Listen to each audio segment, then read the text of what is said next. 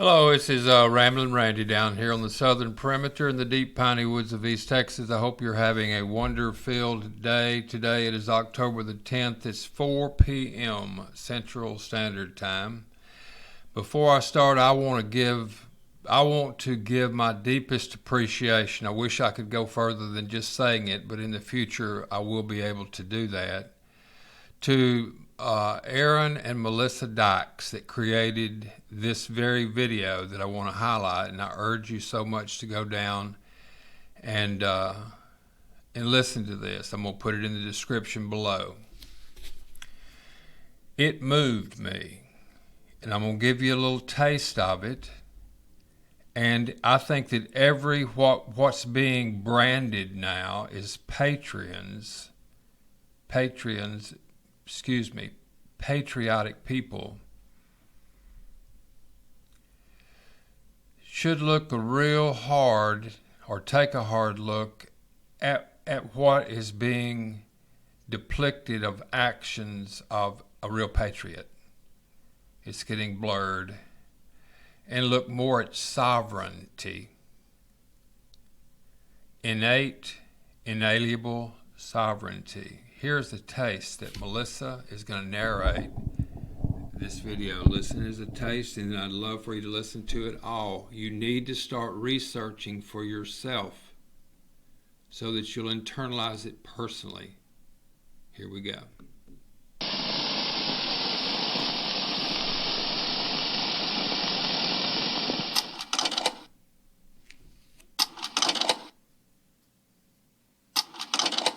I think people need now more than ever to study and learn from history so that history does not repeat. And I know that's something that we've said on this channel many times, but I feel like I've never meant it more, perhaps, than I mean it now. It's taken on a whole new dimension. I've spent a large portion of my adulthood doing my own research and attempting to come to my own conclusions about, I guess, basically everything. Everything that I've been taught and told in my lifetime. And this year, more than ever, I've been backtracking, retracing my steps. It's that whole saying about when you come to a seemingly insurmountable problem and it doesn't appear there's a way forward, sometimes the way forward is the way back. Sometimes you just have to go backwards and put things into perspective and learn the real lessons that are waiting in history about certain things. Today, we're not going to go all that far back. Today, I just want to talk to you guys for a little bit about the American Revolution. I found some old VHS video on YouTube put out by the Herbert Hoover Library in 2002. The guy describes the American Revolution as the most successful revolution in modern world history. 13 distinct colonies grew and prospered, sharing only boundaries and loyalty to the British Crown. But starting in 1763, common worries over colonial rights escalated into a united protest against the British King and Parliament. Over the next 25 years, Americans became the most successful revolutionaries in world history. I'm not saying that statement is true just because he said it. I just know I heard him say it, and I started to think about why someone would make that claim based on what is known and recorded, officially recognized history. I've come to the conclusion that one of the most overlooked things about the American Revolution is the shift in how people viewed themselves in relation to the world around them that took place in the people who rose up to change it at that time. But that's not how it's ever really portrayed, is it? I mean, not really. Back when I was in school, it was just taught these poor victims of the kings who just wanted religious freedom were just being starved out of house and home with horrible, unfair taxes and acts. And then they throw a few out there, like the Stamp Act or the Tea Act or something.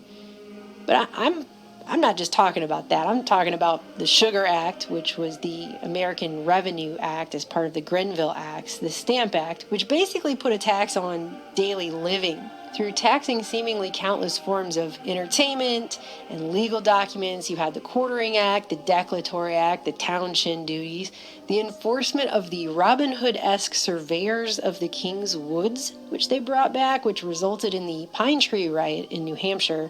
You had the seizing of ships to enforce customs, the impressing of men into the British Navy, the attempt to ship certain colonists accused of crimes back to England for what would certainly not be a fair trial by a jury of their peers, thus violating their right to self-rule, the Boston Massacre, the Tea Act, the Coercive and Quebec Acts, which were also known as the Intolerable Acts, part of which included the shutting down by military force of Boston Port to any outside traffic that wasn't approved by Britain prior to the stationing of at least 4 regiments of British troops there, to be followed by the passage of an even worse updated version of the Quartering Act.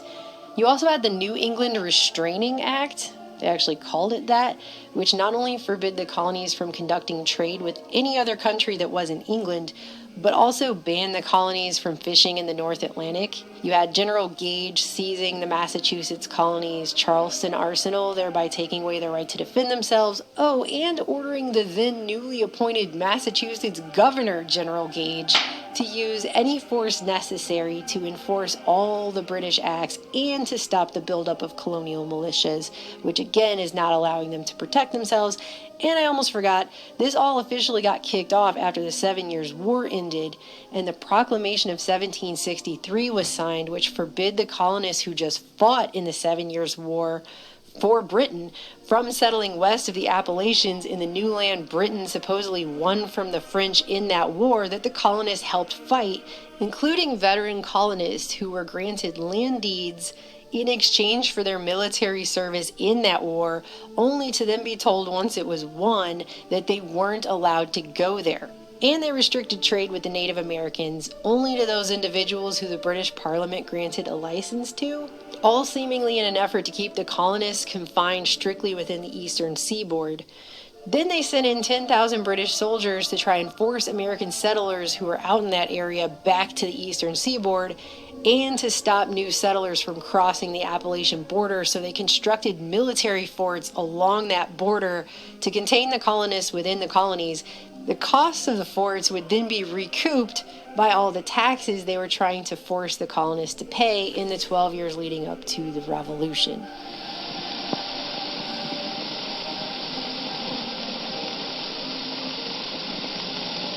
And while some may have described King George at that point as a divine monster seated up on high, drunk and mad with power, lauding his ability to pass whatever act he so desired against the colonists from his oh-so-lofty position on the throne there, he probably couldn't even imagine that anyone would have dared defy.